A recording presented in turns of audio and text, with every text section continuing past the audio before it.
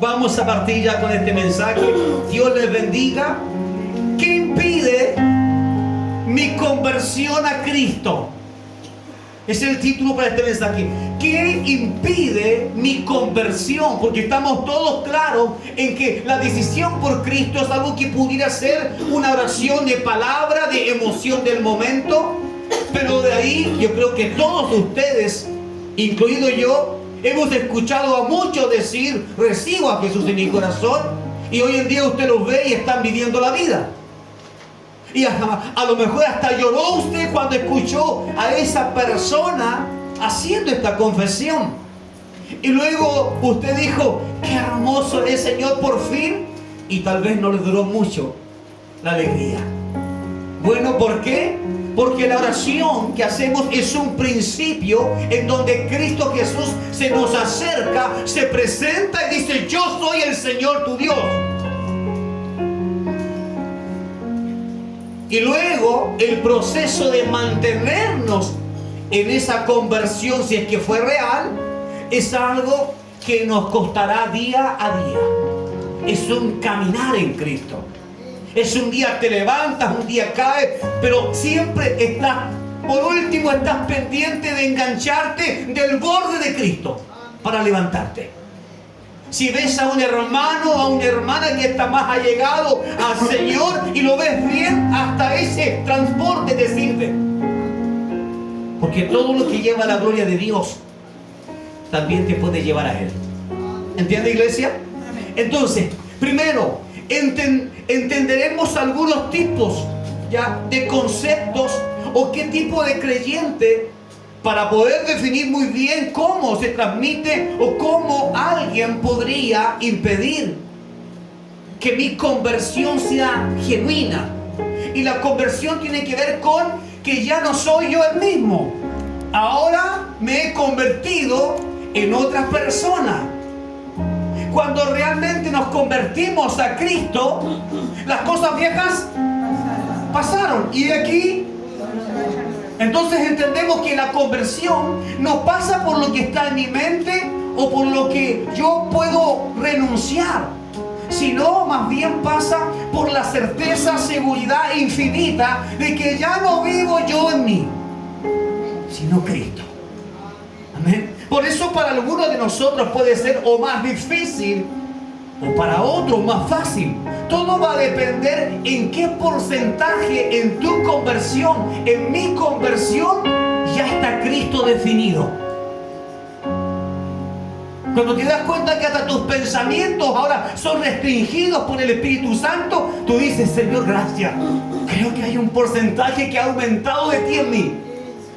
Pero cuando simplemente te pasan cosas y salen cosas de tu boca, o tus actos, tus hechos, mis actos negativos, hay una notificación que me llega tal como al teléfono del Espíritu Santo que te dice: el porcentaje de Cristo en tu vida ha disminuido. No es el mismo que tenías cuando comenzaste recién y lo conociste y te dejaste impactar por su amor. En el primer amor encuentras que todo es hermoso. Y lo digo de verdad. Hasta la pestaña más porfiada de la mujer que ama la encuentras bonita, simpática. Hasta la ceja esa más porfiada, no sé, se te ve bien. Y la mujer te puede decir: ¿crees tú? Sí, te ves hermosa. Cuando pasan los años, no sé si siguen pensando lo mismo. Cambia, ¿cierto? Por eso que entendemos de que hay un amor definido como amor humano, amor de hombre, de mujer. Pero el amor de Cristo es aquel que permanece. ¿Y cuál es el mejor ejemplo basado en la palabra? Dice que aun cuando nosotros somos infieles, Él permanece fiel. Ahí está. Es decir, aun cuando yo te conocí, te vi tan radiante, hermosa, y viniste corriendo a mí para que yo fuera tu Señor, y ahora me estás olvidando, te estás descuidando, ya no te preparas para mí, ya no corres para estar en la cita. ¿Sabes qué? Aun cuando veo que estás haciendo eso y no es lo mismo de antes, quiero decirte que yo sigo siendo fiel. Ese es Dios. Ese es Dios. Bueno, hay un tipo de creyente que es el que piensa que si viene a Cristo se terminarán todos sus problemas. Al darse cuenta que no es así, toma la decisión de volver a su antigua vida. ¿Existen estos creyentes? Sí, existen, vienen y después que comienzan a pasar por el periodo de la prueba, donde el enemigo le dice, no te voy a dejar tan simplemente así, libre. Entonces dice, prefiero volver. Si ser cristiano significa que igual vas a tener problemas, que igual te vas a enfermar, que igual más de alguien te va a querer golpear, significa que igual pasaré por procesos en donde faltará el dinero, donde faltará la comida. Entonces, ¿sabes qué? Ya no quiero ser creyente de Cristo. Y esos son los que vuelven atrás. Hay otro tipo de creyente, y quiero avanzar bastante rápido en esto, que es el creyente que piensa que venir a Cristo solo traerá más luchas, traerá pruebas. Se aleja del llamado de Dios porque no considera que es un buen negocio. Y si usted se da cuenta, no es lo mismo que el primero. Hay uno que vuelve a su antigua vida porque no quiere ningún problema. Ahora, hay otro creyente que es el segundo, que el que está viendo su nueva vida, pero ve que ya no va a estar como antes. Es decir, Dios te va a poner un límite hasta dónde puedes crecer en tu economía, hasta dónde puedes ir, qué puedes hacer y qué no.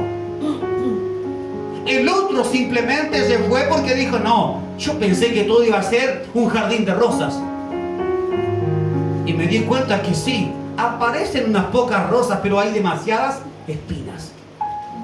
El segundo dice, quiero ir a Cristo, quiero conocerlo, está allí, pero al ver las pruebas que se avecinan, al ver que este camino va hacia arriba y que a veces vas a estar más cansado para subir y tendrás que estacionarte, dice, ¿por qué tengo que estar aquí estacionado dependiendo de mi fuerza, de que alguien me cargue? Y luego también toma la decisión y dice, voy a vivir el cristianismo dentro de la iglesia que Dios me pide que haga. Haré solo algunas cosas, pero sí, me quedaré dentro de la iglesia. Ese es el segundo creyente. Decide acomodarse un poquito de allá y un poquito de acá. El otro dijo, no quiero nada con Dios, me voy. Muchos problemas. Este otro es el que se acomoda.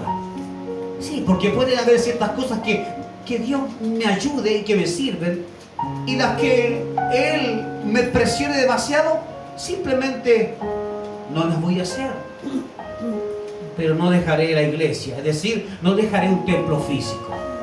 Veamos, existe un tercer tipo de creyente que entiende que habrán aflicciones por seguir a Cristo, pero que también sabe que habrá muchos momentos felices. A ver si usted se considera dentro del primer grupo, del segundo o en el tercero. El tercero también sabe que habrá aflicciones, al igual que el primero y el segundo. Pero el tercero entiende de que así como vendrán momentos malos para mi vida, yo sé que Dios también traerá buenos momentos y traerá gozo y risa en mi rostro. Es decir, los problemas tendrán un tiempo definido de duración, y Dios, cuando diga ya no puedes más, Él levantará la carga de mis hombros y me dirá, ahora sigue avanzando.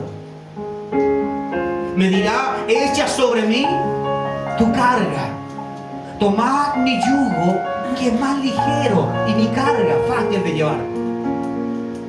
Este creyente no está ignorando los problemas, el proceso para llegar a ser mejor, que Dios lo provoca, no el diablo. Dios provoca todo eso. Dios permite o no permite, es Dios siempre.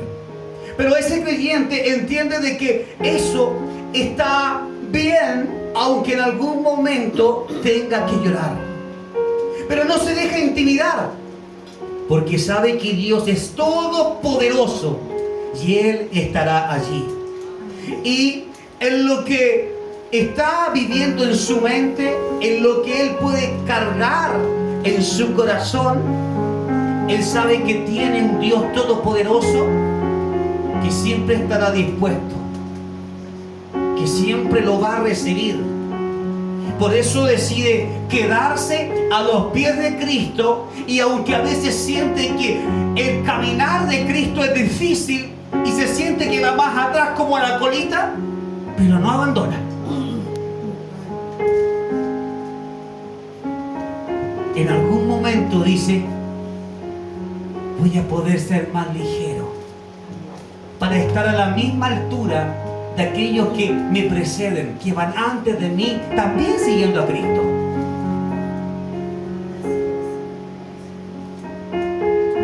Existe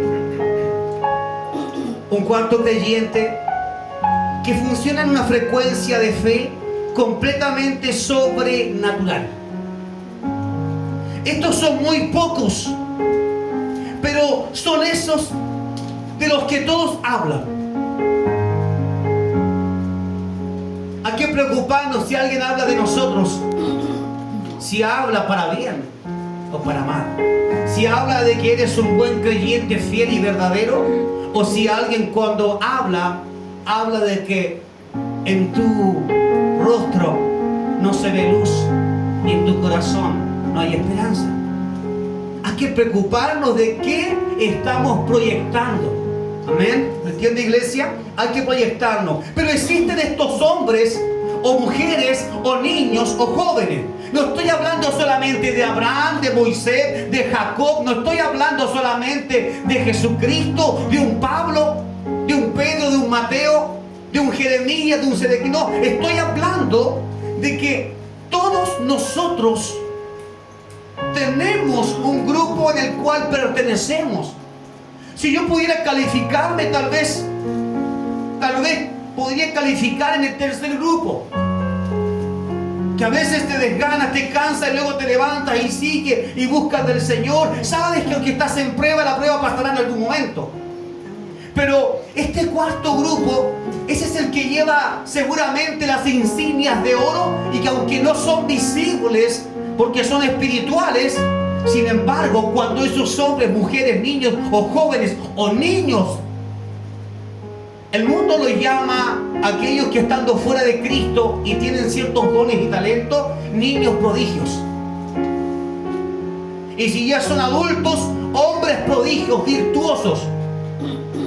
Y podemos hablar de una cantidad de inventores que cualquiera de nosotros podríamos decir: mi cociente o cociente en cuanto a mi mentalidad, mi inteligencia no se compara, no podría llegar a ninguno de esos hombres, porque son demasiado distintos.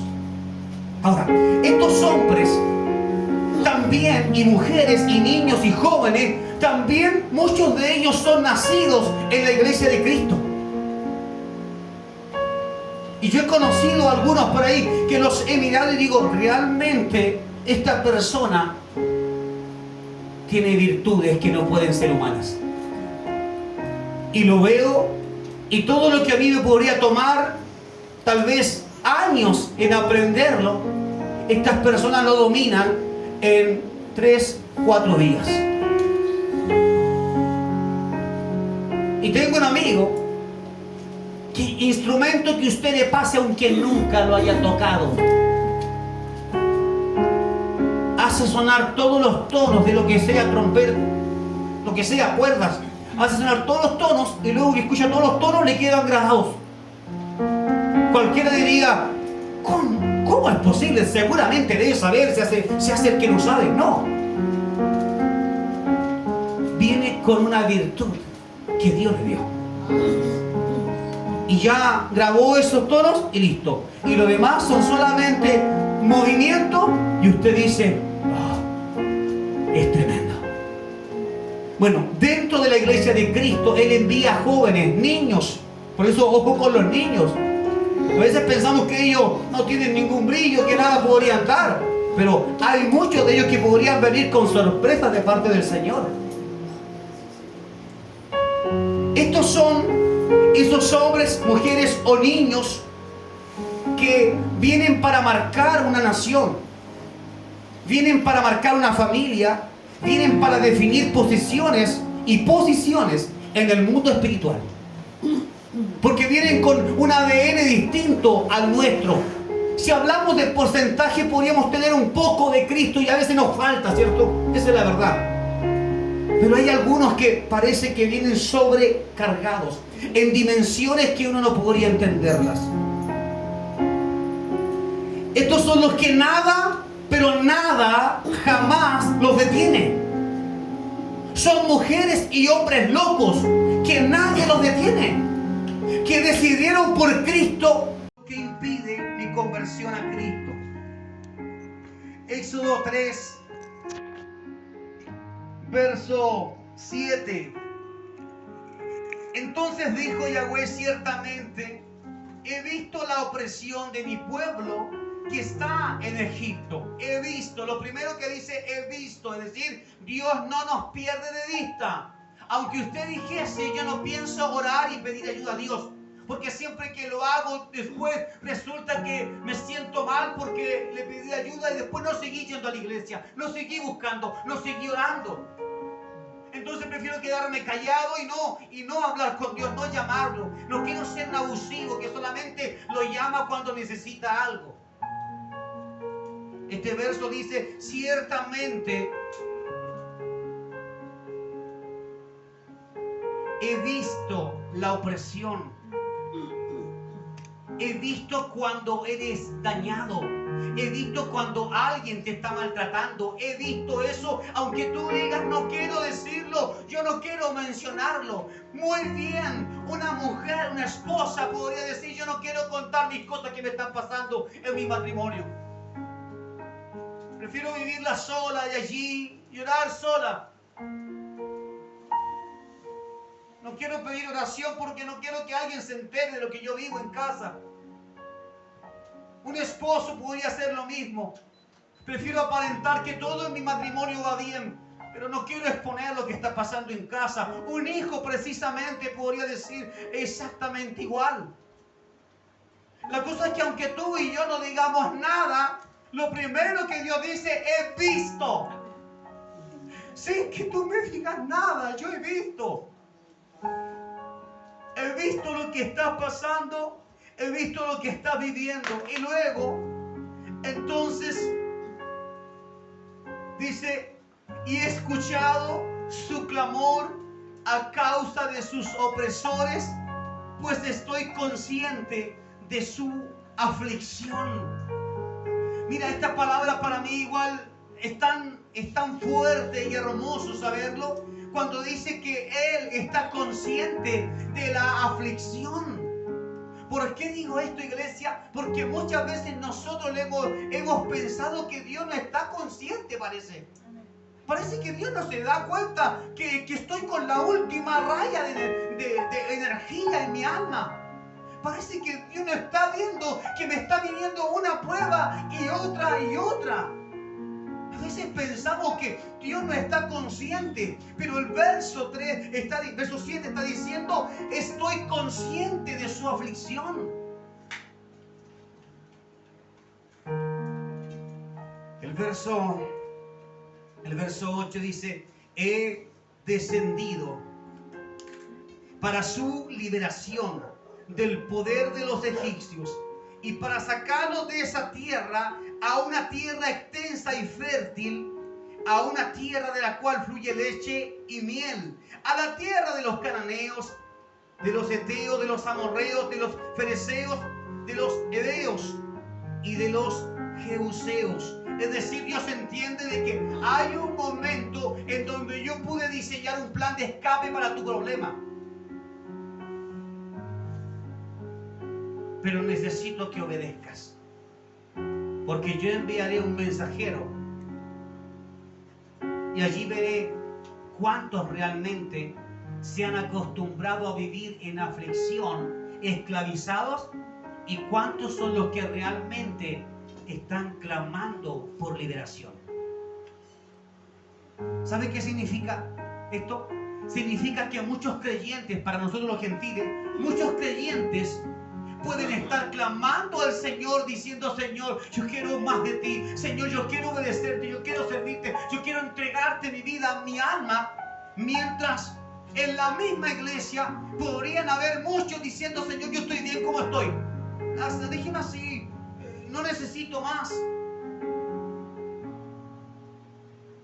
Aunque usted dijera, yo creo que ese pueblo, todos, por la presión que vivían, todos estaban deseosos de salir. Sin embargo, la Escritura dice que no. Que había muchos que querían quedarse. Como en la iglesia de hoy, en todo el mundo, muchos quieren quedarse en su condición de tibieza. No quieren ir más arriba. Y otros que son imparables, que siempre están diciendo quiero más, quiero más. Señor, tú me ayudaste a salir de esta situación que tenía, Señor, y ahora, Padre, has conquistado esa área en mí. Pero ¿sabes qué? Tu Espíritu Santo me ha revelado que hay otra cosa mala en mí y yo quiero que tú también la cambies. Y Dios viene y a través del proceso cambia eso, y ahora esa misma persona dice, Señor, ¿sabes qué? Apareció una tercera cosa que me está molestando, que tiene que ver con un pecado. Necesito que tú me ayudes porque tampoco quiero eso en mí. Esa es la diferencia. No es que algunos pecan y otros no. Todos pecamos delante de Dios. Pero hay algunos que ya no quieren convivir con eso. Hay algunos que quieren y tienen hambre, tienen sed de alcanzar esa gracia de Cristo y de ser soldados que están dispuestos a la guerra. Mientras hay algunos que podrían estar en el mismo ejército, pero no quieren ir a la guerra. Están deseando que ojalá todo siga en paz. La noticia para la iglesia es que Dios no permite que todo se mantenga en paz por mucho tiempo. Porque la única manera de mostrar su poder y su gloria es a través de hechos que muchas veces sacuden al mundo entero. Que sacuden tu familia. ¿En qué verso estamos? Creo que en el 8. Verso 9. Y ahora he aquí que han llegado hasta mí el clamor de los hijos de Israel, y también he visto la opresión la cual mantienen los egipcios. Ven ahora que yo te enviaré ante Faraón para que saques a mi pueblo, los hijos de Israel, de Egipto. ¿A quién le está diciendo esto Dios? A Moisés. Está llamando a un hombre también pecador. Dios se caracteriza en esto, en llamar a pecadores para que sean portadores de mensajes de salvación, de mensajes de esperanza. A lo vil y a lo despreciado los toma, los transforma y luego nos envía. ¿Para qué? Para que nadie ponga la mirada en ti o en mí. Porque todos saben lo vil y lo despreciado que nosotros hemos sido. Muchos saben, somos como una ventana abierta para muchos y saben lo que éramos antes de Cristo, lo que hicimos. Y Dios, por lo mismo, prefiere usar a estas personas para que entonces se ponga atención en el contenido del mensaje y no en el mensajero. Así nadie le va a atribuir la gloria al hombre, a la mujer, sino se la atribuyen a Dios. Amén. El primer error de Moisés en este verso, o en estos párrafos que estamos leyendo, es no entender quién lo ha llamado. El primer error suyo o mío puede ser que sé que Dios me está hablando, sé que su palabra es verdadera, pero todavía no entiendo quién es Dios. ¿Cómo es así?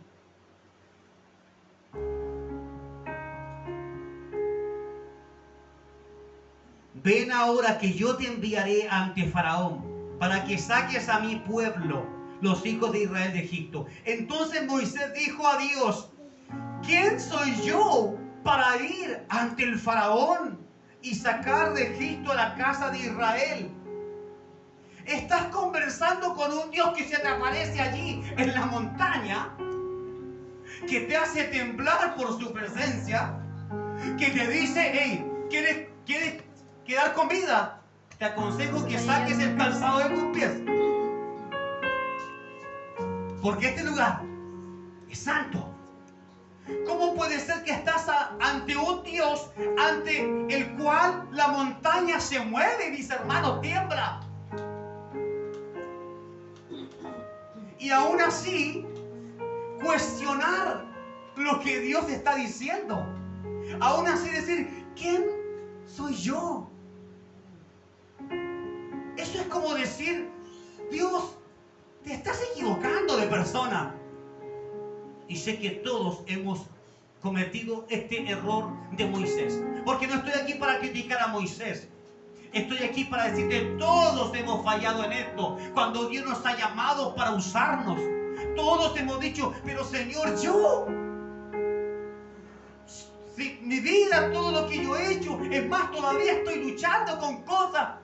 Es que cuando Dios te llama, Dios no te llama como un Dios que ignora lo que eres. Él te llama aún sabiendo quién eres, sabiendo lo que sufres, lo que vives. Aunque ni siquiera te hayas comunicado con Dios en oración, la palabra dice en el verso 7 de que Él había visto su aflicción. Antes de que tú hables, yo sé. ¿Qué sucedió con David? Lo llamaron y muchos dijeron, pero ¿cómo va a poner los ojos en un simple pastorcillo? Es que Dios no se equivoca. En Dios no hay margen de error. Quiero decirte que si tú has ofendido a Dios, iglesia, si hemos ofendido a Dios cuando Él nos ha llamado y nos ha dicho, quiero usarte, quiero hacer esto contigo, y hemos dicho, pero Señor, yo no creo que sea la persona idónea para eso. Ese es uno de los primeros errores entonces, y está graficado aquí y textualmente usted lo ha podido escuchar. ¿Cuántas veces le ha dicho al Señor, a mí vas a utilizarme? ¿Yo voy a sacar a un pueblo? ¿Yo voy a liderar a un pueblo? Pero Dios le respondió, yo estaré contigo y esto te servirá como señal de que yo te envié. Cuando hayas sacado de Egipto al pueblo, adorarás a Dios en este monte. Es decir, ahora que estás recién conociéndome, cuando hayas cumplido la misión a la que te mando, volverás aquí mismo y allí yo te voy a preguntar, a ver, ¿cómo que no?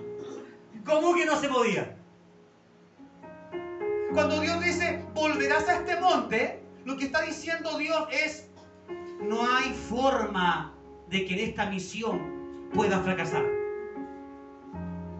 Si usted se da cuenta, Dios está diciendo, cuando vuelvas, está dando por hecho.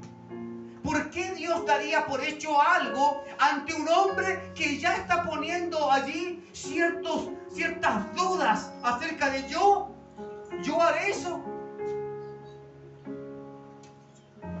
Si la gracia de Dios y su poder no se manifestara, ¿sabes qué? Dios a cada rato nos diría, tú no me sirves para nada, y tú tampoco, y tú tampoco, y tú tampoco, porque no me crees. Sin embargo, su gracia estuvo con Moisés, y aunque Moisés cuestionó la elección, lo que Dios estaba diciendo es, esto a lo que te estoy mandando ya está hecho. Así es. Ya está hecho. ¿A qué cosas Dios te ha mandado y lo has cuestionado? ¿De quién es la visión de predicar, de llevar el mensaje a tu familia? ¿De quién es la primera misión? El primer comando que debe moverse, ¿quiénes son? El que aceptó a Cristo, es decir, el Padre. Luego si fue la esposa. Luego si fue el Hijo. Pero a quién le corresponde es a los que ya recibieron esta verdad. Una revelación de que Cristo es vida eterna. ¿Sabes? A veces es curioso. Como creyentes, en vez de accionar y creerle a Dios, a lo que nos manda, estamos esperando y diciendo, ojalá que se levante alguien para que le predique a mi familia. Ojalá que alguien viniera y que Dios lo usara con poder. Ojalá que viniera alguien del extranjero, hiciera una tremenda campaña y que hayan sanidades. Queremos que otros lo hagan. Y Dios ha enviado cada uno en lo particular y conforme a esa medida de fe. Tú haz lo que te estoy mandando, no cuestiones. Moisés todavía no estaba entendiendo que esta conversación no era una conversación con un hombre natural, era con Dios. ¿Por qué fallamos entonces nosotros? ¿Por qué le fallamos a Dios? ¿Por qué tenemos miedo? Porque todavía ignoramos con quién estamos hablando. ¿Quién nos está mandando? ¿Quién está poniendo sobre ti una misión? Todavía no entendemos quién es. Sabemos mentalmente que es un Dios, que es el Dios de la Biblia, pero no entendemos el poder que se mueve en ese Dios, que es un Dios que simplemente, si te escogió, mira, aunque se levante el infierno, aún en contra de ti, no pueden ir en contra de ti. ¿Por qué? Porque Dios ha escogido a alguien, sea mujer, hombre o niño. Si Dios lo escogió, esa persona alcanzará salvación. Que le quede bien. Si Dios lo ha escogido, alcanzará salvación. ¿Por qué? Porque Dios jamás va a aceptar que alguien diga, ¡ja, ja! Dios se equivocó. Dios se equivocó. Dijo que ese joven iba a ser grande y que iba a ser un gran profeta y eso, se equivocó. Dios, mira cómo está, sumido en la droga. Y Dios dice, no, yo no me equivoco. Yo soy el que soy. Yo soy perfecto.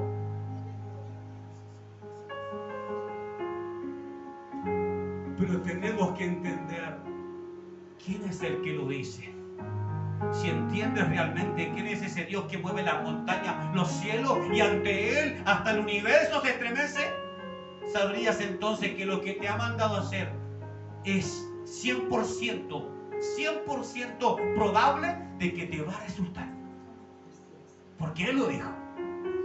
Distinto cuando alguien te intenta manipular y decirte haz esto. No, cuando sabes que es Dios, no deberías dudar. Él es todopoderoso. Escuchaba de un hombre dirigido hacia la oscuridad, hacia el satanismo, y dijo, yo llegué a entender que Satanás es poderoso. Y después de un tiempo, cuando me quedé sin recursos para pelear con Dios, me di cuenta que Cristo es todopoderoso. ¿Tiene poder Satanás? Sí. No, cualquiera que diga que no, está soñando. Pero Cristo es todopoderoso. Está por sobre. Iglesia del Señor, ¿en qué verso vamos? A ver si va conmigo. Vamos al 13, ¿sí? Sí, al 13. Moisés dijo a Dios, he aquí, cuando yo vaya a los hijos de Israel y les diga, Yahweh, el Dios de sus padres, me envió a ustedes, y ellos me pregunten, ¿cuál es su nombre? ¿Qué les voy a responder? ¿Por qué Moisés está diciendo esto? ¿Por qué Moisés está preguntando esto? ¿Sabe por qué? Porque Moisés había sido o había huido de Egipto. Él no alcanzó a vivir una relación con un pueblo que estaba esclavizado. Recuerde que él no estaba en el pueblo de Israel. Él servía también a Faraón, pertenecía a esa dinastía, por así decirlo, porque fue incluido. Por lo tanto, no conocía todo acerca de Dios. Y ahí está la pregunta. Él sabe que ese pueblo sí conoce el nombre de Dios. Sí lo conoce. Por eso dice, pero ¿cuál es el nombre para decirle que me crean? Porque si les digo un nombre que no es, ellos no van a salir conmigo. ¿Se entiende el por qué la pregunta? Usted pudo haber salido simplemente y obedecer. Pero él dijo, dime Dime cuál es el nombre para decirle a ellos. Porque como pueblo, aun cuando estaban bajo la opresión, y aun cuando muchos de ellos podrían estar clamando por su libertad, ellos no iban a salir con cualquiera. Estaban esperando que el que los quitara de la opresión llegara con el nombre correcto. ¿Y cuál es ese nombre? El gran yo soy. Por eso ellos entendieron,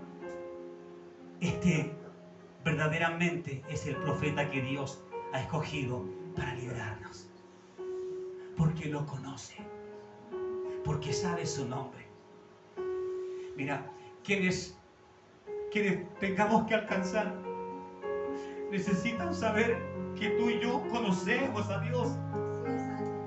A veces nos podemos encontrar llamando a alguien a que venga a Dios, y que ese alguien te dice: pero si ni tú lo conoces, si ni tú lo vives, me estás diciendo que yo tengo que ir para vivir en santidad. Pero mira, tú mismo muchas veces te has mostrado, y yo no veo que tú mismo le creas a ese Dios.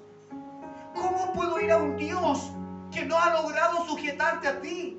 ¿Cómo puedo ir a un Dios que no ha logrado cautivarte? Y a veces hasta Dios entra a quedar en tela de juicio por nuestros actos, por nuestro comportamiento. No solo por lo que decimos por la boca, sino por cómo nos comportamos, nuestra mirada. Cuando somos intolerantes, aparece la rabia, aunque no digas nada, pero eso que podemos nosotros mostrar con nuestro rostro, también al que nos ve le da una lectura de si Dios, ese Dios que le predicas a Él, está en ti o no está. Amén. Veamos. Verso 14. Y dijo Dios a Moisés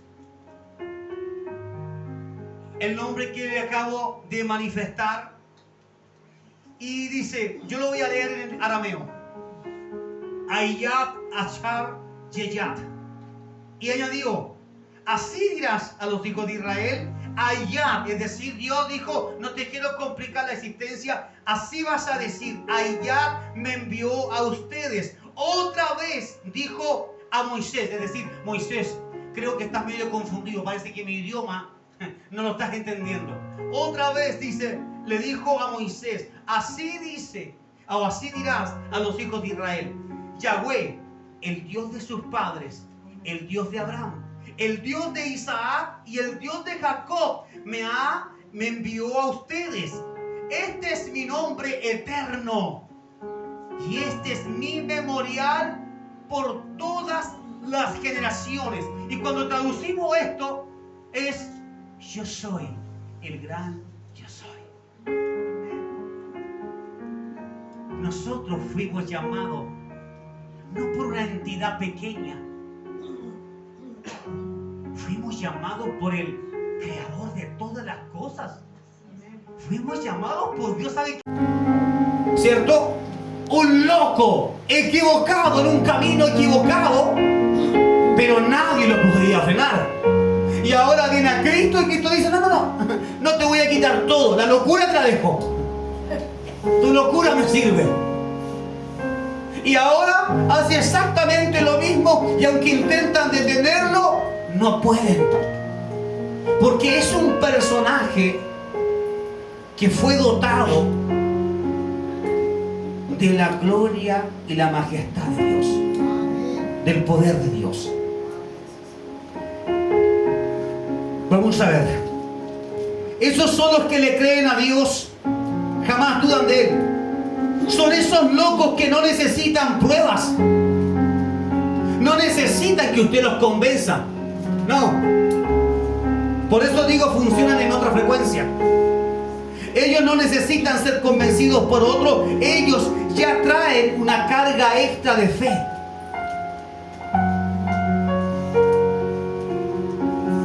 Romanos capítulo 12,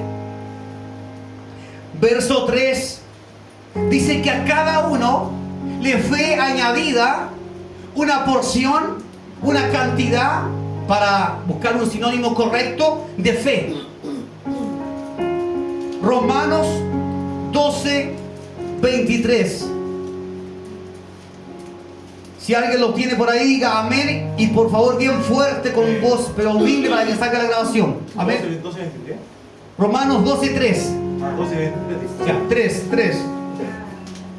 ¿Lo leo? Sí, amén. Dice, digo pues, por la gracia que me es dada. A ver, digo pues, por la gracia que me es dada, a cada cual que esté entre vosotros, que no tenga más alto concepto de que si él que debe tener, sino que piense de sí con cordura, conforme a la medida de fe que Dios repartió a cada uno. amén. Entonces, ¿qué dice el libro de Romanos? Que hay una medida de fe, hay una cantidad, una porción. Y en este punto hay que detenernos, porque el no entender este principio de la fe nos puede traer problemas. ¿Sabes qué problema? Y es que no puedas entender por qué otro va más lento, por qué otro no cree tan rápido, por qué se demora tanto, por qué este creyente duda, por qué a veces sí, a veces no. Y eso podría sacarnos chispas de nuestra cabeza al pensar, Señor, ¿pero por qué?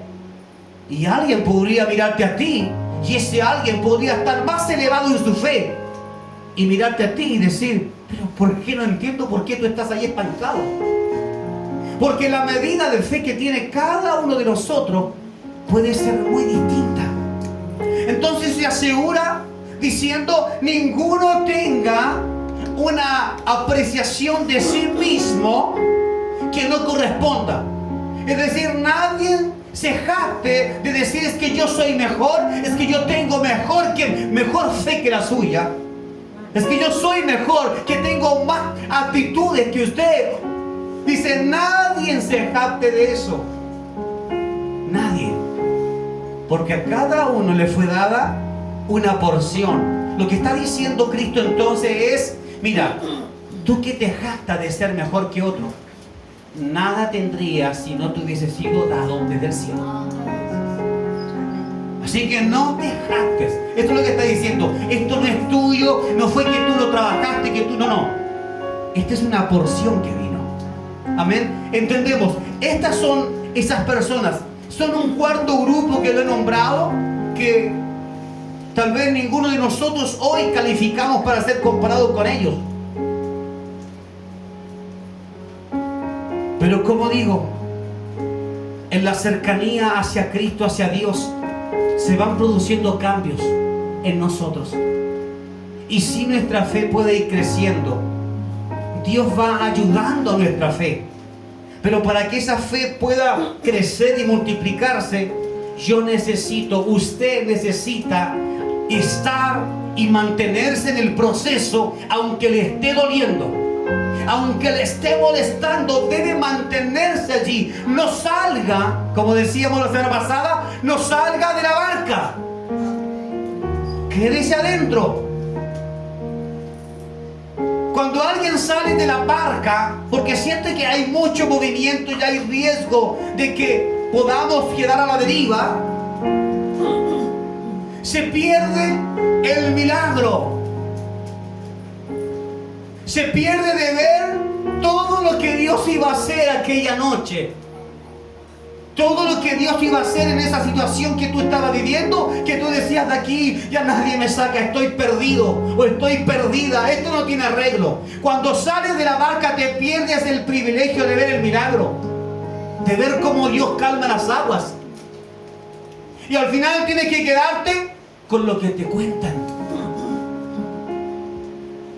Me acuerdo que muchas veces me dijeron cuando estaba recién caminando en Cristo, habían ocasiones en donde yo trataba de no faltar a ningún culto, pero puntual, porque yo quería servir al Señor. Pero habían ocasiones en donde por trabajar en eventos de garzón no alcanzaba a llegar, y cuando ya veía que solo quedaba media hora para terminar la reunión, tenía que quedarme en casa y me sentía mal. Yo decía, Señor, perdóname, tú sabes que tuve que trabajar, no había opción. Sin embargo, cuando volví a la próxima semana, a la siguiente reunión, me decían: Mauricio, te perdiste pero el medio banquete. Justo, ¿sabes qué? Vino una persona, un invitado, un hermano, ¿sabes qué? Venía lleno del Señor ese hombre, y ¿sabes qué? Pasó de todo aquí en la iglesia. Es decir, me tenía que alegrar con lo que me contaban. Yo decía: justo lo que él me está diciendo que pasó es lo que yo necesitaba. Tendré que seguir esperando. Me alegraba, sí, sin duda, me alegraba por otros. Pero no es lo mismo alegrarte cuando estás allí viendo a Cristo actuar frente de ti, a que alguien te lo cuente. Amén. Por eso el Señor de señores, que Él fue el que te escogió y te llamó, y que no puedes mirarlo con desprecio, con frialdad, como si fuese cualquier Dios. ¿Sabes? Es el Dios que tiene el control de simplemente desear que no vivas más. Y no vives más. Y no vivo más. Y a veces no entendemos que gozamos del tremendo privilegio. Cristo dijo que Él volvería a conectar al hombre con su Creador, con el Padre. Y luego dijo: consumado es. El velo se ha rasgado. Oiga, no nos abrió el camino para hablar con cualquiera. Nos abrió el camino para hablar con Dios, para llegar a Él, para estar ante su presencia. Y a veces ni siquiera nos tiembla nuestra alma, nada, como si hubiese abierto un velo para hablar con el vecino. No, es para hablar con el Eterno. Es tremendo esto, iglesia. Estos son algunos de los errores que usted puede ver allí en Moisés, producto de que todavía no conocía bien. Entendamos el contexto de esta palabra. Recién se le está apareciendo Dios en un monte. Su familia conocía más de Dios. A él recién se le está apareciendo. Y ya cometió el error. Y aún así Dios lo llamó un buen amigo. Veamos, en cuanto a nosotros, ¿podemos tener errores como Moisés? Yo creo que sí, y por montones. ¿Qué errores podemos tener? ¿O qué podríamos usar para calificarnos a nosotros mismos? Para justificar el por qué no puedo. La razón de Moisés es que yo no te conozco bien, es que yo no sé qué decirle, cuál es tu nombre. Es que ¿habrá pensado Moisés en algún momento: yo salí de Egipto como un asesino? ¿Y si me están esperando? ¿Y si alguien me reconoce? Es decir, pudo haber más de un motivo para querer hacerle el quite a lo que Dios le estaba diciendo. En algún momento le dice: pero es que yo tengo problemas para hablar. Soy tardo para hablar. Hay quienes describen, según los eruditos, escriben que probablemente se refiere a que Moisés tenía un problema de tartamudez y que está usando eso para justificarse ante un Dios que lo está mandando, él piensa, a su propia muerte, porque sus antecedentes en Egipto no eran buenos.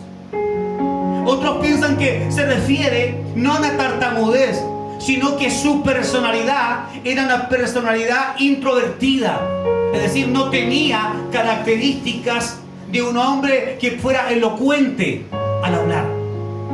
Pero eso no es el punto, no es lo que realmente nos interesa saber. Lo que sí nos interesa saber es cuáles son nuestras justificaciones. Podemos provenir de una familia cristiana y aún así no querer a Jesús como el Señor de nuestra vida. ¿Sí?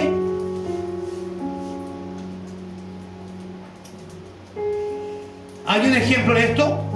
Juan 8:39, ¿qué es lo que dice? Juan 8:39 dice que vinieron ante Él y que le dijeron: pero nosotros somos hijos de Abraham Y Jesús le dijo, hijos de Abraham son ustedes. Sin embargo, si fuesen hijos de Abraham, ustedes me conocerían. Y ahora lo que yo veo es que ustedes quieren matarme. Entonces, ¿es suficiente con decir que yo soy hijo de una familia cristiana? No lo es. Porque esto es personal. Veamos. Podemos haber escuchado de Dios. Sí, una palabra la pude haber escuchado, pero no la estoy viviendo. ¿Se entiende? Puedo saber muchas cosas, pero no las vivo. Job 42:5 dice, reconozco que de oídas te había oído o escuchado, pero más ahora mis ojos te ven. Es decir, Job está diciendo, creo que lo que tenía de ti era solamente información, pero ahora si quieres más que información, ahora te estoy pidiendo. Y es lo que necesita la iglesia de hoy en día. No solo saber quién es Dios, sino vivirlo, experimentarlo. Podemos entonces haber escuchado de Dios, pero aún así no creer. ¿Cuál es el caso? Juan 20:25 dice que Tomás, estando allí, le dijeron, ¿sabes qué? El maestro se nos apareció. Y él dijo, yo no creo. Solo si yo pudiera y ver sus heridas y meter mi dedo, ahí recién yo voy a decir que creo. Tomás escuchó cuando Jesús antes de morir dijo, he aquí, yo seré entregado, crucificado, pero resucitaré al tercer día. Es decir, había creído en él, pero ahora podemos creer a Dios, pero no obedecerlo. ¿Dónde situamos este pasaje? La parábola de los dos hijos. He aquí, le dice a sus dos hijos, vayan, ven y haz esto. Uno dice, sí, iré, y el otro dice, no, no iré. Y al final, ¿quién lo hizo? El que dijo que no. Es decir, ese que dijo que no, al final era el hijo de obediencia. Y el otro que se jactaba de parecer bien, era el hijo de desobediencia. No quiso obedecer. Yo quisiera que todos nosotros fuéramos hijos de obediencia.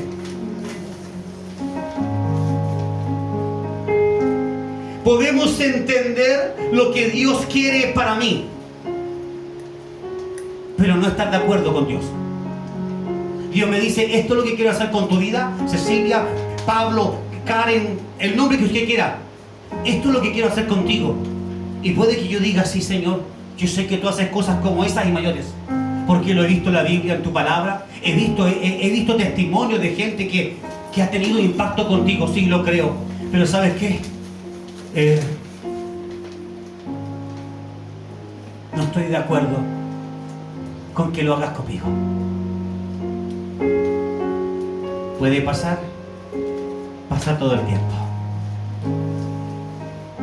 Porque desde hace muchos años Dios nos llamó y nos ha estado diciendo, esto es lo que quiero hacer contigo.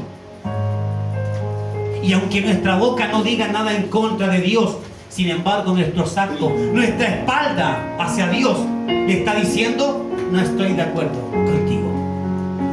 Dios podría decir, Mauricio, ya no te quiero aquí en la iglesia predicando, y te quiero que vayas a las naciones, que vayas fuera, toma a tu familia de afuera. Y yo podría decir, entiendo lo que tú dices, lo he visto en la palabra, pero no estoy de acuerdo. Déjame seguir aquí predicando. Lo seguiré haciendo, pero no estaré en obediencia a Él. Es decir, seré solamente un instrumento hasta que Dios me diga un día, apártate de mí, no te conozco. ¿Estamos entendiendo los ejemplos, iglesia? Amén.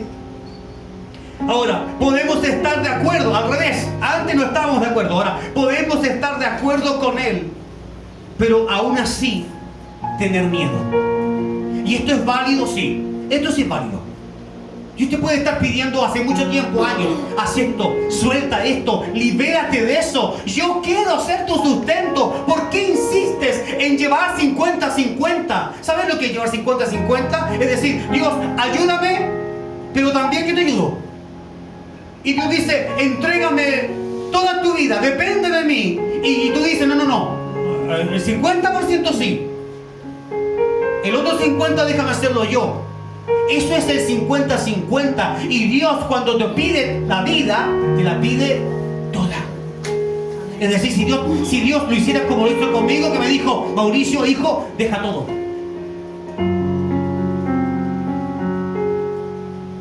No crea que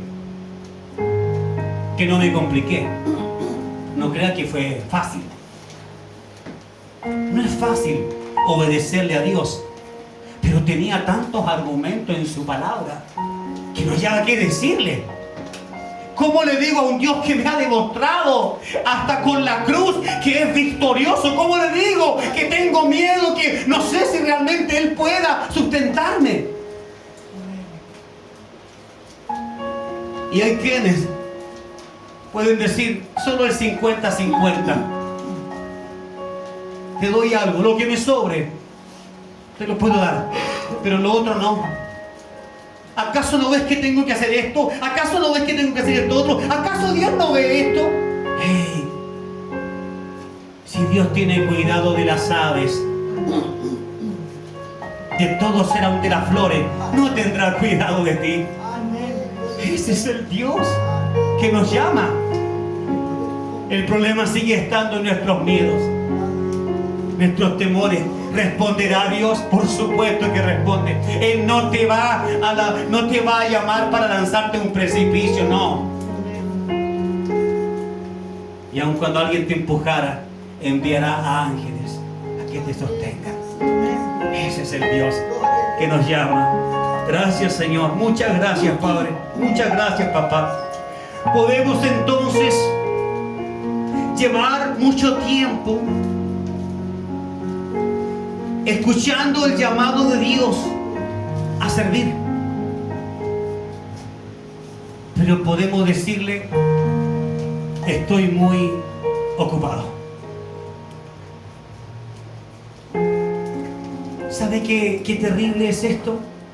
Que alguien que quiere contar contigo no puede contar contigo. ¿Alguno de nosotros ha vivido esa experiencia de estoy seguro que ahora que estoy en problemas, estoy seguro que llamo a esta persona y va a venir corriendo y me va a ayudar? Y usted lo hace y llama y le dice, no, es que sabe que no puedo. No, estoy muy complicado. No puedo, lo siento mucho, ¿ah? Ya, igual que te vaya bien, busca a alguien, pues. ¿Cómo te sientes después de eso? Especialmente cuando tú dices, pero si yo siempre he estado ahí. Cada vez que han estado afligidos, necesitados, yo he estado allí. Tienes la sensación de que algo no está obrando en la justicia de Dios. Si a nosotros nos pasa esto, de que vemos lo injusto en el ser humano, en las personas que a veces creemos que siempre tienen que estar para nosotros, imagínate cuánto más le pasa a Dios, que Él ha sido santo por siempre, y que Él siempre nos ha estado resguardando hasta nuestra espalda. Iglesia, debes saber que hasta tu espalda es cuidada. ¿Quién de nosotros podría cuidarse durante la noche y estar despierto para que nada me pase? Ninguno.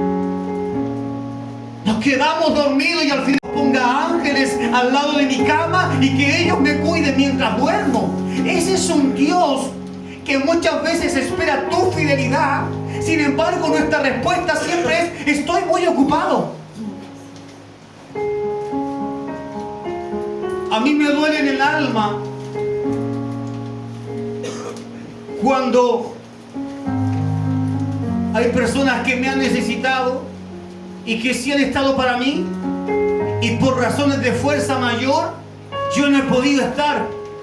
Y me dicen, pero Mauricio, tranquilo, si yo te entiendo. Me acuerdo que alguien me dijo, yo conozco tu corazón, tú hubieses venido de noche, de madrugada, pero yo te entiendo. Y he estado trabajando en lugares lejanos en aquellos años. O a veces me han llamado y justo yo, ¿sabes qué? Esta vez estoy pasando por una situación más o menos ajustada y no tengo cómo ayudarte. No tengo el dinero. Perdóname, yo me deshago en disculpas, lo he hecho. Y me he sentido mal porque hay veces que ha sido una persona que a mí me ha bendecido, que siempre está para mí. Pero a mi defensa tengo de que yo estaba en un proceso y cuando doy la explicación me han dicho, pero Mauricio, yo no te estoy pidiendo explicaciones. Yo sé cómo es tu corazón. Si tú tuvieras inmediatamente, ni siquiera me preguntas, tranquilo, tranquilo. Y después me han llamado para decirme, Mauricio, oye, quédate tranquilo, ya me conseguí. Cuando pensamos de esta manera, y ahora llevamos a Dios enfrente de esto, este es el Dios que ha estado llamándonos, diciéndonos, quiero contar contigo. ¿Puedo contar contigo? ¿Estás dispuesto? ¿Quieres ir conmigo? Mira, yo te voy a llevar a unas velocidades enormes, pero te voy a enseñar cómo se hace. No te asustes, vas conmigo. ¿Te atreves a dejar tu trabajo? Ay, Señor, qué complicado, qué complicado.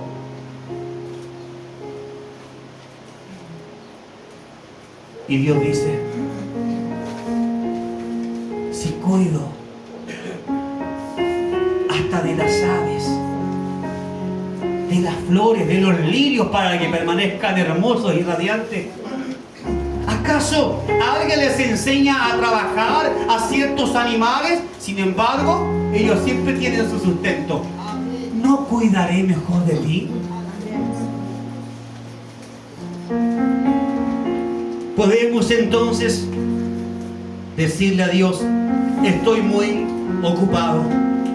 Podemos escuchar a Dios llamándonos y decidimos dormir un poco más. ¿A cuántos padres les ha pasado esto? Hijo, levántese, está puesta la mesa, está listo el desayuno. Hijo, el huevo ya está listo. Y al final cuando baja el huevo está cristalizado ahí. Hay que meterlo al microondas, el pan ya se enfrió, el té se enfrió y más encima el hijo te reclama, el té está frío. Oye, te estuvieron llamando hace media hora. Dios muchas veces te ha estado llamando y Él ha tenido puesta la mesa con palabra para alimentarte y la palabra se ha perdido porque no llegaste, porque alguien dijo, no, yo no voy a desayunar, o no, no voy a bajar. Así muchas veces, como ese hijo terco, nos comportamos con Dios. No, no, no, hoy no quiero obedecerte, hoy no quiero ir, no quiero. Dios te dice, ven, quiero hablar contigo. Señor, son las 5 de la mañana, a esta hora todos duermen. No, Señor, después. Y Dios se queda esperando tener esa conversación. Aún así, no puedes decir que Dios no te ha llamado. Porque si te despertó y te siguió insistiendo y tú dijiste, a pesar de que no oré, no me pude quedar dormido. El Espíritu de Dios, el Espíritu Santo, diciéndote cuándo vas a dejar de contender conmigo. ¿No sabes que te conviene? Porque cuando se trata de dinero, de recursos, podrías trabajar toda la noche. Y si te ofrecen doble sueldo, trabaja, sigue trabajando. Porque cuando te ofrezco estar contigo, te ofrezco mi presencia, no puedes soportar una hora? Jesús le dijo eso a sus discípulos. No habéis podido velar conmigo ni siquiera una hora. Aleluya. Podemos venir a Jesús, pero con la intención de hacer muchas cosas para Él, para Dios, pero a nuestra manera. No basta con obedecer. Dios pide excelencia. Te digo que este vaso, tienes que dejarlo cada vez que lo desocupes aquí. le dice, yo quiero hacer lo que mi padre me dice, pero no me gusta que el vaso esté ahí, yo lo dejo acá. ¿Y cuál es el problema? Si está igual ahí. Y Dios dice, el problema no es el vaso que estás moviendo de lado. El problema es que así eres tú. Eres terco, eres terca. No puedo contar con que si te digo, haz esto, no puedo contar con que sí lo harás tal y como te he dicho. En estas simples cosas tú me muestras que no puedo contar con tu excelencia. Ahora lleve este ejemplo a toda su vida, porque yo así lo hago, a toda mi vida. A toda mi vida. ¿Ha podido Dios contar siempre con mi excelencia?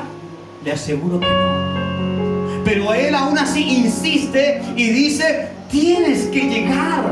Recuerda que tienes alguien a quien imitar. Yo quiero que Cristo se refleje en ti. Y si a Cristo yo le dije, tienes que llegar hasta la cruz, Él no me dijo, pero ¿por qué la cruz? Él dijo, Padre, lo que tú quieras hacer, tu voluntad es la que yo quiero hacer. ¿Hay alguna posibilidad de que esta copa pase y no pase por mí? Más, y solo un decir, que se haga tu voluntad. Es verdad que muchas veces no vas a estar de acuerdo con lo que Dios te dice. Es que Dios dice, quiero que esto sea así. Y a veces te puede poner hasta un pastor, un líder, una líder, mujer, quien sea, que te está enseñando, que te está educando, pero que no te agrada como lo hace. Que no te gusta eso. Y Dios dice, si no puedes sujetarte a alguien que ves, que es de carne y hueso, y no puedes sujetarte porque todo lo cuestionas y lo examinas y lo haces, pero a tu manera, entonces menos puedes sujetarte a un Dios que no ves. Porque yo soy espíritu, dice Dios. Y si alguien me busca, me tiene que buscar en espíritu y en verdad. Según lo que he nombrado, ¿estamos en problemas? ¿Qué dice iglesia? Estamos en problemas. Mis justificaciones, sus justificaciones frente a Dios, veremos si alguna de estas por ahí usted puede decir, esa parece que el pastor me leyó la mente. Vamos a ver. Alguien podría justificarse y decir, es que yo no entiendo las escrituras. Es que yo no entiendo, pastor, ¿cómo usted me pide que yo haga una oración si ni siquiera entiendo la escritura? ¿Cómo usted me pide que lea un pequeño verso ante la gente si yo no sé entender esto? ¿Y qué dice Santiago 1:5? Pidan sabiduría a Dios, y es que el grande, rico, ¿cierto?, en misericordia les concederá más aún. Entonces, ahora el que se justifica con eso, ¿puede seguir justificándose? No, porque la sabiduría viene de Él. Es solo que tenemos que desearla. Mire, nadie va a poder exhortar un mensaje de las escrituras si ni siquiera conoce su Biblia. Es más, está tan nueva, casi como cuando la compraste o te la dieron de regalo. Una Biblia de un hijo o de una hija de Dios está toda manoseada. Está marcada con colores y tiene flechas, si usted quiere la mía, jeroglíficos allí. ¿Por qué? Porque eso delata de que hay alguien que pasa por ahí, que se interesa por ella. Una Biblia abierta en casa con el Salmo 91 no sirve de nada. ¿Y cómo entonces es que no entra la brujería, pastor? Porque Dios en su misericordia todavía te protege. No por la Biblia abierta.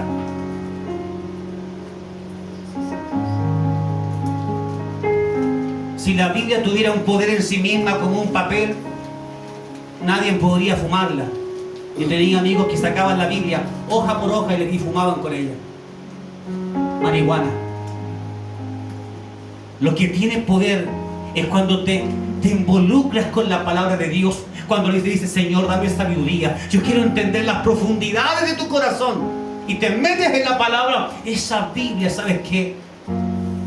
Puede hacer lo mismo que hizo Dios cuando Él descendió al monte frente a Moisés. Puede hacer temblar ese monte. La Biblia puede hacer temblar tu corazón. Pero hay que saber que esto no es simplemente palabra, es palabra viva. Es vida para ti, es vida para mí. Veamos otra justificación. Ya estoy demasiado viejo. Muy viejo, pastor, lo siento mucho, estoy viejo. ¿Qué quiere que haga? Isaías 40:31 dice: a los que esperan en Jehová, ellos tendrán nuevas fuerzas. Al viejo, al anciano, puede que le fallen las fuerzas, sí, puede. Pero cuando tu deseo de servir a Dios es más grande que tu enfermedad, que tu condición y tus años, ¿sabes qué sucede? Dios envía un poder que vuelve a rejuvenecerte. Y te dice, tienes que continuar. ¿Qué dijo Abraham? Soy muy viejo. ¿Qué dijo Sara? Soy muy vieja. ¿Quién envió ese poder sobre ella? Ese vigor sobre Abraham. ¿Quién fue? Fue Dios. A los que esperan en Jehová.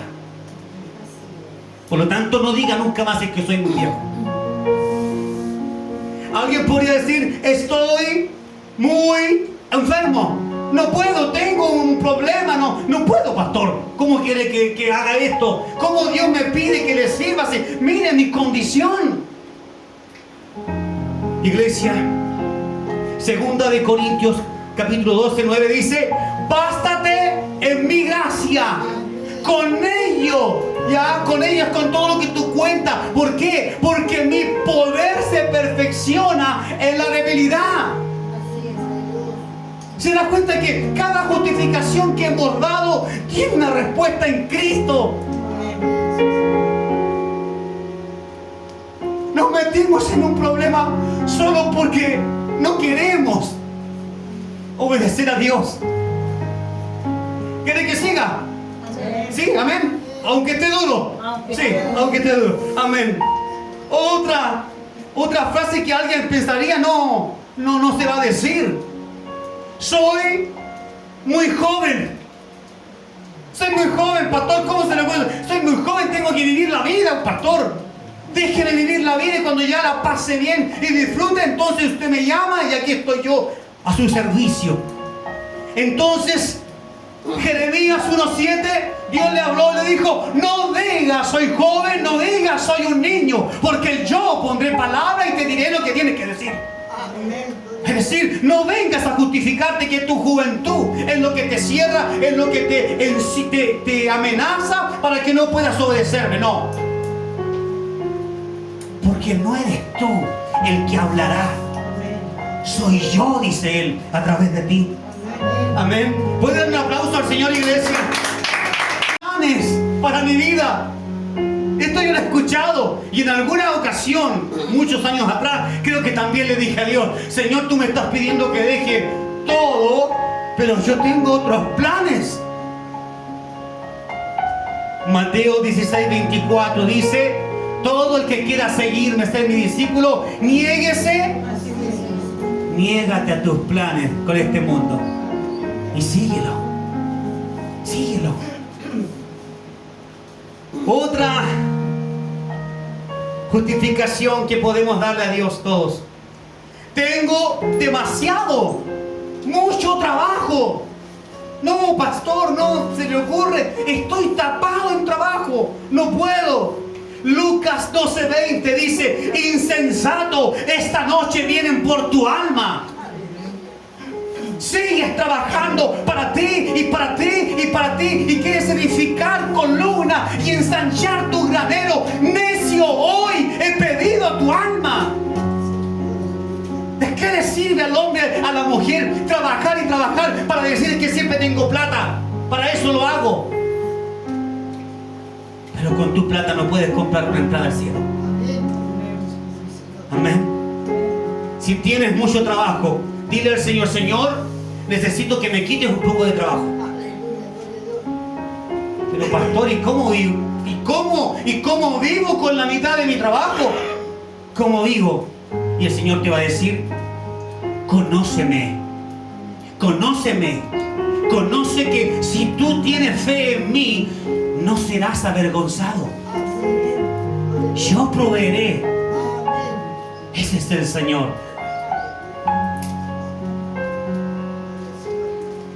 Gracias, Señor, por tu palabra. Veamos. Pastor, yo no puedo servir a Dios. ¿Y por qué, mi hermanita? Es que, ¿sabe qué? No tengo auto. Y el que tenía quedó en pánico, pastor. Así que hasta que no lo arreglen, ahí nos vemos otra vez, pues. Iglesia, tanto Jesús como todos sus discípulos y esas mujeres que dicen que lo acompañaban y lo servían, caminaban kilómetros y kilómetros, mis hermanos. Oye, no podemos pensar de que en aquel tiempo alguien diría, pero maestro, no es por nada, pero podríamos hacer unas luquitas y antes de ir a predicar, hagamos un negocio. Yo creo que el más contento con esto sería Judas.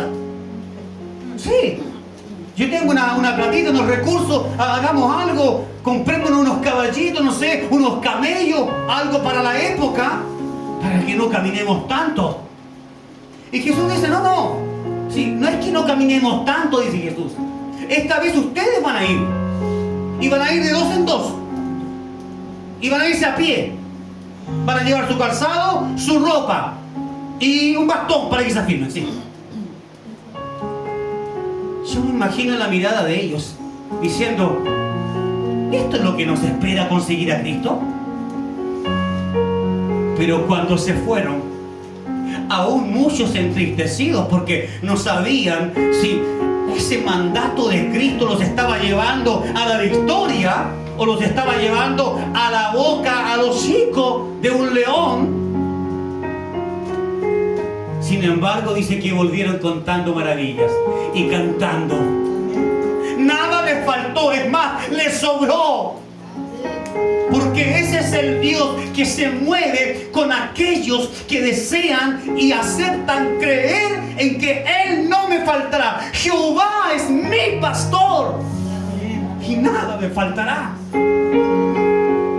Iglesia, sé que es mucho desafío, pero estos locos de los que le di el ejemplo, que están marcados en la palabra, son ese tipo de locos. Te hablo de un loco que escuchó una voz que le dijo, Abraham, Abraham, Abraham. Y salió. ¿Quién eres? Yo soy Dios. Y he venido a decirte que dejes a toda tu familia, a toda tu parentela. Deja todo esto y me vas a seguir. Yo te voy a enviar a un lugar que pronto se te dirá. Ni siquiera le dijo dónde iba. Pronto. Y dice que Abraham salió y le fue tomado o contado por justicia. ¿Y qué pasó con Abraham? Fue el hombre más próspero, porque caminó en la fe. No le dijo, Dios, pero a ver, ¿qué tú me ofreces? A ver, pero dame un adelanto, no sé. A ver, haz aparecer aquí un cofre con oro para que yo pueda irme. ¿Cómo se te ocurre dejar todo? ¿Y si nos asaltan por el camino? Hay tantos pueblos, está una cantidad de pueblos que de verdad dan miedo. Pero él le creyó. ¿Tú le crees al Señor? Es eso lo que tenemos que hacer, creerle con todo el corazón. Veamos algo más aquí. Alguien podría decir, no tengo tanta personalidad, pastor. Usted podrá moverse y hablar, pero yo soy para adentro, pastor. ¿De verdad eres para adentro? ¿Es eso lo que me dirían tus amigos? ¿Que eres para adentro? ¿Es eso lo que me dirían tus compañeros de clases? ¿Que eres para adentro? ¿O me dirían, no es para adentro? Parece papagayo. Parece como una computadora desconfigurada que no para de moverse. Sin embargo, para lo de Dios, muchas veces le hemos dicho, es que yo no tengo personalidad. Y Lucas 12:12 dice, el Espíritu Santo les dirá en el momento que deben de hablar.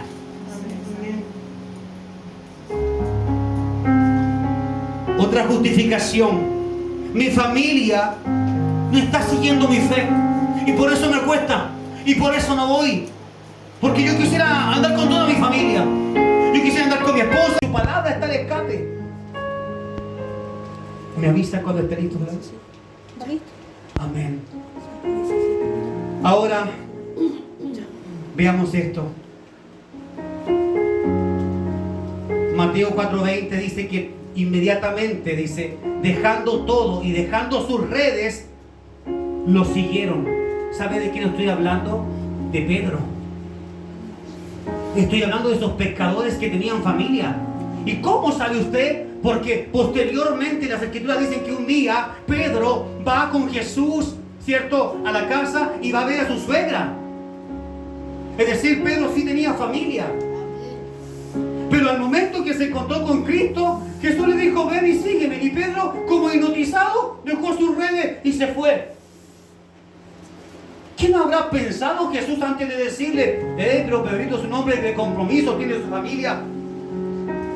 Jesús sabía que si Pedro lo seguía, Jesús mismo no le quitaría su familia, sino que le enseñaría a servir a Dios y ordenar sus tiempos para que no le falle ni a su esposa ni a sus hijos. Y sus hijos y su familia llegaron a pensar de que Pedro realmente era un ejemplo digno de imitar. De seguro no hubiesen pensado lo mismo si Pedro dice, no puedo, lo siento mucho, no puedo seguirte. Tú vas a salir de la ciudad y yo tengo familia, tengo esposa, y la esposa cuando se enoja es complicada, Jesús, y tengo una esposa que tiene un carácter fuerte, mejor déjame aquí. Creo que muchos de nosotros algún día tal vez le hemos dicho, es que Señor, no puedo porque tengo una esposa y mi esposa es complicada y a veces me amenaza. Cuando te amenace, pon a Cristo como tu escudo. Y pobrecita de ella, porque a Dios le importa mucho más tu alma de lo que a esa mujer le importa tú. A Dios le importa mucho más el alma de una esposa que quiere seguirlo y servirlo, que el alma de un esposo que le hace la guerra para que no siga a Cristo. Cuando Dios tenga que elegir, no va a elegir a ese varón, elegirá a esa mujer que estuvo dispuesta a perderlo todo. Elegirá a ese hombre que estuvo dispuesto a dejarlo todo. Y en alguna de esas ocasiones sobrenaturales de Dios, quién sabe, dice la palabra, si a través de tu conversión tu esposo insiste y consiste en que va a vivir contigo y que no te va a prohibir que sigas a Cristo.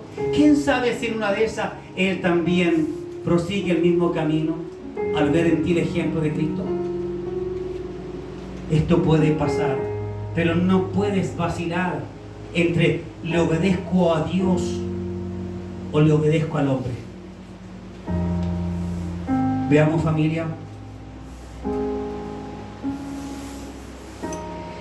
Nuestros hermanos en la fe experimentaron lo mismo que nosotros. Usted no piense que porque estamos en el 2024, seguramente en el pasado Pedro no tenía problemas. Seguramente Juan vivía tranquilo la vida. Ellos tuvieron muchos problemas, tuvieron que enfrentar lo mismo. Piensa en iglesia, piensa que no es que hoy por estar en el 2024 y tenemos más droga y tenemos por todos lados información y el sexo se mueve por las redes sociales, por YouTube y por todos los canales. No piense que hoy, solamente hoy es más fuerte y que para nuestros antepasados fue más fácil, porque no fue fácil. Los primeros creyentes tuvieron que luchar contra dos gigantes. ¿Sabes cuáles fueron? El gigante de la religión judía que los buscaba como traidores por haber seguido a Cristo. y el otro gigante del imperio romano que los quería matar, porque ellos decían solamente hay un Dios y es César. Y ellos pusieron su vida por Cristo. No digas que fue fácil para ellos y que para ti es difícil. Porque ellos incluso, cada uno de esos discípulos murieron por muertes sangrientas. Hay uno de los discípulos que fue asesinado aserrado. Y hay una fotografía puesta por un estudio que hizo Josefo, un hombre, un historiador muy antiguo, antiquísimo, que ni siquiera era cristiano. Lo pusieron boca abajo, con sus piernas abiertas, sus extremidades, y tomaron un serrucho grande para cortar madera, árboles en el cerro, y un hombre por cada lado tomaban el serrucho mientras lo ponían allí en su trasero, y lo cortaron, aserrado, lo cortaron hasta que llegaron abajo. ¿Sabe qué? ¿Quién hizo eso? No fueron los romanos, fue el Imperio Católico. La Iglesia Católica, que en aquellos tiempos se rebeló en contra de estos mártires. Entonces no digamos que para nosotros es más difícil, porque para ellos también lo fue. Sin importar el tiempo, ellos fueron más que vencedores. Y nosotros, sin importar lo que vivimos hoy, otra época, también somos más que vencedores en Cristo Jesús. Si hoy entendemos, iglesia, que Cristo nos ayudará en toda circunstancia y que hay una palabra de Dios para cada desafío, pero aún así, entendiendo esto, no queremos obedecer a Cristo, esto solo significa que no queremos avanzar, que no queremos estar con Él para siempre. Y que a pesar de todos estos ejemplos, con Biblia en mano, con cita bíblica, a pesar de esto, nosotros decidimos entonces seguir justificándonos con gigantes que ya están vencidos por Cristo en la cruz. Todo lo que usted pueda llamar esta es mi justificación, está vencida en la cruz. Si no dejamos que nuestra mente sea renovada y transformada a la mente de Cristo, es y será imposible que tengamos una verdadera conversión. Si Cristo no hace la obra en ti y en mí, no habrá conversión real. ¿Por qué? No estoy siendo pesimista. Es que separados de mí, dijo Él, nada podéis hacer. Es que en Él está la fuerza para soportar la tentación. En Él está la fuerza para soportar toda debilidad. En Él está la fuerza para soportar las pruebas que se nos avecinan. En Él está la tolerancia para cuando sientes que te están pasando muchas cosas difíciles, una tras otra. En Él está la tolerancia para amar a los que vienen a hacerme el mal. Es en Cristo. Ninguno de nosotros, si no se convierte a Cristo, podrá dar el ancho y el alto del varón o la varona de Cristo, de Dios.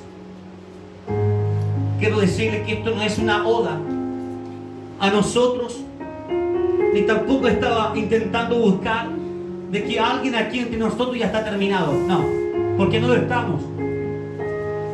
Pero lo que yo te estoy diciendo, iglesia, es que todas tus justificaciones y mis justificaciones son trapos de inmundicia. Porque para cada justificación hay una palabra que te dice: esta es la puerta de salida. Para cada una de ellas.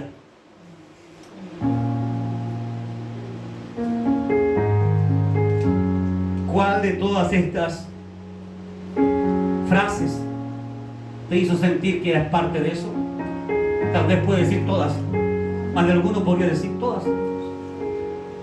Yo solo quiero decirte que si lo entendiste, tienes que hacer algo al respecto. Tienes que hacer algo por ti. Porque si tú eres transformado, si yo soy transformado a la mente de Cristo, ¿sabes qué? Todo lo demás vendrá añadido. Si tú decides voy a buscar el reino de los cielos y su justicia, todo lo demás será añadido. Y si tengo que pasar hambre, pastor, si tienes que pasar hambre, te aseguro que el Señor estará en tu mesa. Y esa prueba solo durará el tiempo que determina que ya estás listo para volar más alto. Jamás hubiese pensado que yo ayunaría un día. Y el ejercicio de la fe en el ayuno me enseñaba que hay géneros de demonios que solo salen con oración y ayuno. Y hay momentos en donde fui aumentando, un día, 3 días, 5 días, una semana, 2 semanas, 3 semanas, 15 días. Y dije, Señor, realmente mi carne me estuvo engañando. ¿Cuántas veces alguien ha pensado, es que me puedo morir, pues pastor, ¿cómo se le ocurre? Me desmayo. No, no es así. Si sigues en estricto rigor, tal y como Dios te lo va diciendo, en ese orden, en esa perfección, no vas a morir ni te vas a desmayar, porque Dios es todopoderoso. Y cuando Él te diga hasta aquí nomás, tú hasta aquí. No que quiero ser un superhombre, no, hasta aquí. A veces me dije, quiero ayunar 2 semanas, y a la semana que lo estaba haciendo, yo me decía, hasta aquí. Señor, si yo quiero, hasta aquí. Y me sentía mal, ¿sabes? Y le preguntaba a Dios, ¿por qué me siento mal? Si no fui yo el que renunció. Y Dios me daba a entender de que lo que yo quería buscar con esas 2 semanas era mi propia gloria. Y Él no comparte su gloria con nadie. Por eso tuve que hacerlo en la medida en que Él lo decía. Y cuando Él decía 2 semanas, ya ahora sí, 2 semanas, 3 semanas, 3 semanas. Tienes que entender que todo lo que estés construyendo para tu vida, para tu familia, si Dios no está allí, estás haciendo todo lo que haces en vano. En vano. Todo. Estudio de tus hijos, de tus nietos, comida, casa, un buen pasar, un buen vivir, pagas el agua, pagas la luz y todo, y vives bien seguramente, y quieres vivir mejor todavía. Mira, si Dios no está edificando tu vida, si Dios no es el centro en tu corazón, en vano haces todo. ¿Y por qué, pastor? Porque todo lo que estás haciendo un día acabará. Mas los que esperan en el Señor, creen en el Señor, caminarán y no se cansarán, no se fastigarán.